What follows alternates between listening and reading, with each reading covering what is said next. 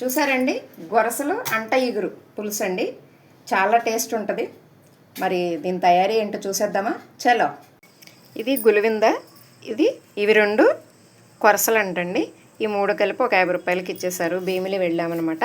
నేను ఆల్రెడీ మీకు దీంతో కర్రీను ఫ్రైడ్ రైస్ బిర్యానీ కూడా పెట్టేశాను. ఈ కొరసలతోని కూర పెడతాను ఇప్పుడు. ఓకేనా అండి? మరి కూరకి వెళ్ళిపోదాం. ముందుగా వీటిని చేసేసుకోవాలి. కొరసలు శుభ్రంగా చేసి పెట్టుకున్నానండి, కడిగేసుకున్నాను. కొంచెం అల్లం పేస్టు, ఒక పెద్ద ఉల్లిపాయ, 4 పచ్చిమిరపకాయలు, గరం మసాలా, కారం అండి. కారం కూడా కొంచెం ఎక్కువే పడుతుంది నీసు కూరల్లోని. తగ్గించేస్తాను. ఉప్పు. ఇప్పుడు ఆయిల్ వేసుకోవాలి.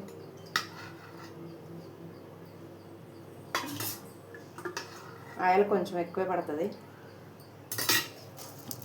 ఇవన్నీ కూడా ఇట్లా మ్యాగ్నేట్ చేసేసుకోవాలి, కలుపుకోవాలి. ఉప్పు కారం ఈ ముక్కకు బాగా పడుతుంది అనమాట. అల్లం పేస్ట్లు ఇవన్నీ చూసారా, అవన్నీ కలిపేసాము. ఇప్పుడు చింతపులుసు అండి, ఒక నిమ్మకాయ సైజులోనే చిన్నది పెట్టుకున్నాను. నేను ఎక్కువ పప్పుచారులాగా చాలామంది నీళ్ళుగా పెడుతుంటారు, అలా పెట్టనండి.